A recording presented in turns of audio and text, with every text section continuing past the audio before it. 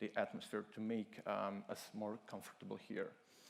But again, on the other side, 28% of the total global emission just caused by comfort is not something that we want to have. And it's predicted that 2/3 of the current buildings that exist today will be here in 20-25 years.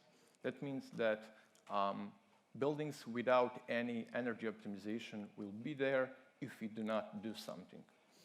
And that's why we at SmartCat created Optimus Power. That's a data solution that tries to optimize energy consumption by HVAC appliances. This project started as European Data Incubator Challenge, and over time it grew into full-blown product. Let's see how does the Optimus Power works and what are the core concepts behind it. First, we have smart buildings. Smart buildings are just buildings with a bunch of sensors that can tell us things like indoor temperature, humidity, are there any people in there, what their current consumption load, etc.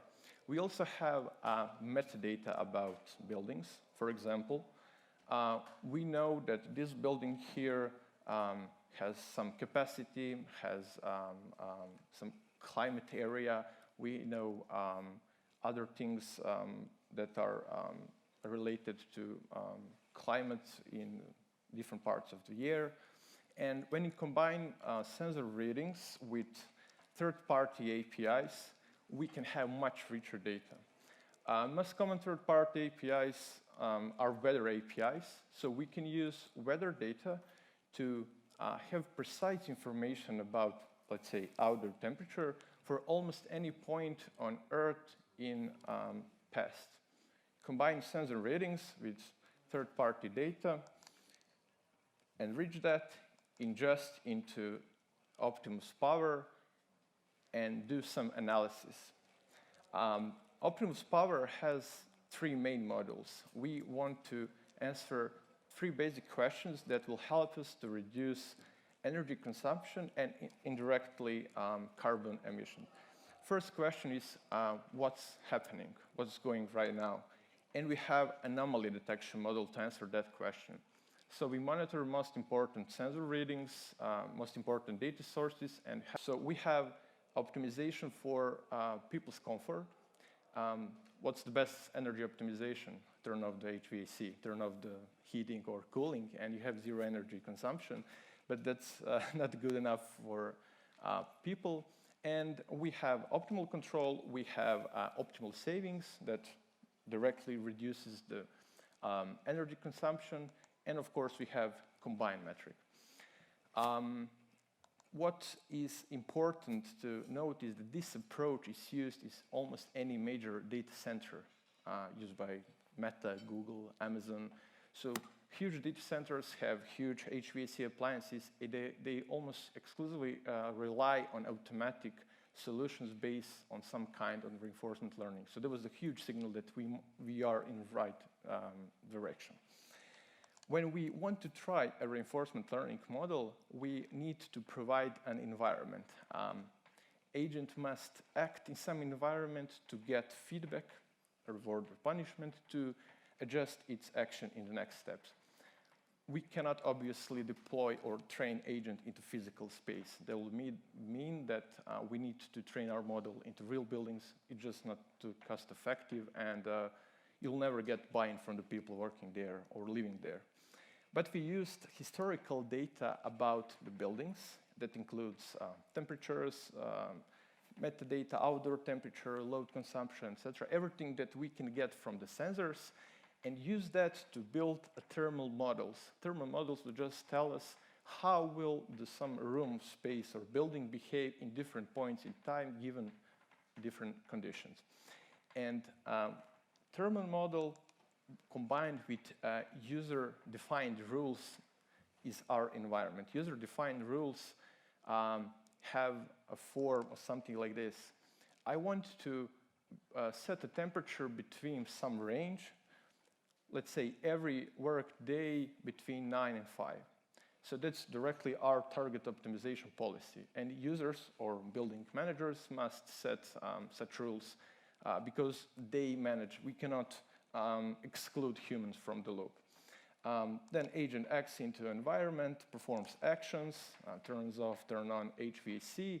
Based on outcome and desired rule, it got reward or punishment, updates its policy, rinse and repeat. And this model is probably the most difficult one to develop. And when you now zoom out and try to analyze the results of individual models, you'll get machine learning results. And that's good for us, good for data scientists. But what we are interested in is actually overall impact on energy consumption or carbon footprint. So we have to do live testing. We find a partner. It's a Portuguese bank.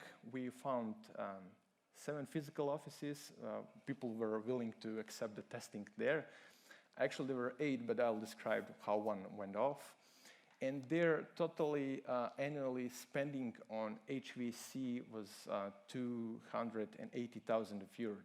They're huge, so they have a lot of improvement, a lot of space for improvement there. And finally, we agreed to do test on that space for 4 weeks, where we have immediate feedback loop from the people there. So if our model says, turn off the HVAC or set the temperature to 25, but users override that and set different value, then we have a good signal that we can use in future to refine our models. After the testing was over, we observed up to 35% in energy savings.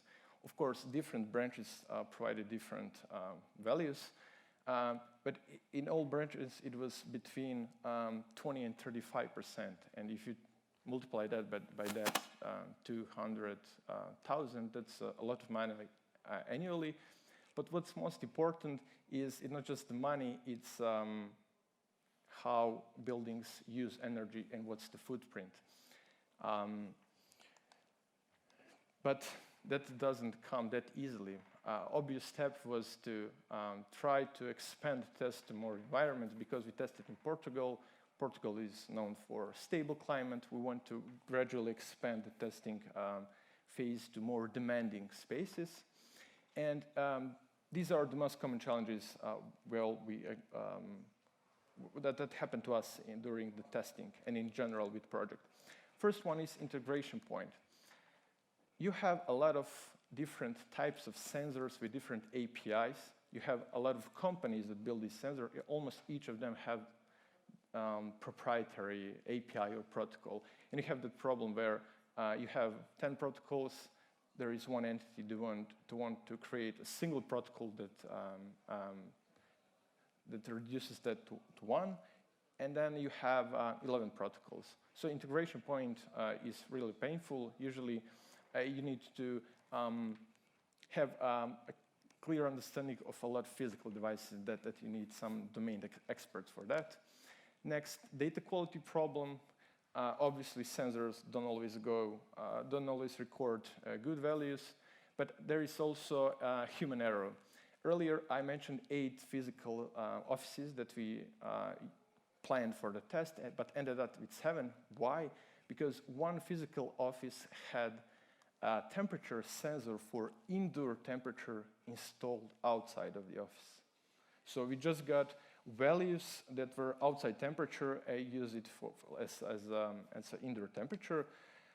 Finding partners to agree to do live testing with its people accepting the automatic controls, also challenge on its own. Also, we were hit by pandemic that also shifted things definitely even in business world all over around. And it's not that grim when you look at challenges. What's a good part about this type of project is that funding is probably much easier than regular project. Why? Because a lot of organizations, a lot of states recognize the problem and invest a lot of money in someone who tries to solve any part of it. So we started as European Data Incubator project grew over the time. This full-blown project got supported by European Union Climate Knowledge Innovation Community, where you can have access to industry leaders, get connections to other people working on similar things. Also, you have almost any country have the partners or ministries with innovation for this, and you can get free credits for almost any cloud provider. And as a closing thought, I want to say that when you zoom out and look at individual components, we do not use any fancy algorithms, anything that's too sophisticated, except maybe reinforcement learning. But again, when you combine everything, you have a big impact. Partially because we do not do almost anything to preserve energy in our buildings, so there is a lot of room for improvement. That's our message here, is that be consistent, try small, and try to impact your environment with skill set that you have, and that's with data. Thank you.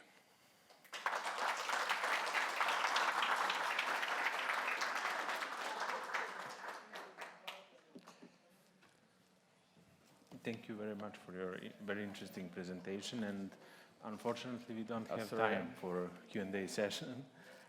This is certificate of appreciation to you. Thank you. And thank you again. Find me later. Sorry I broke the time.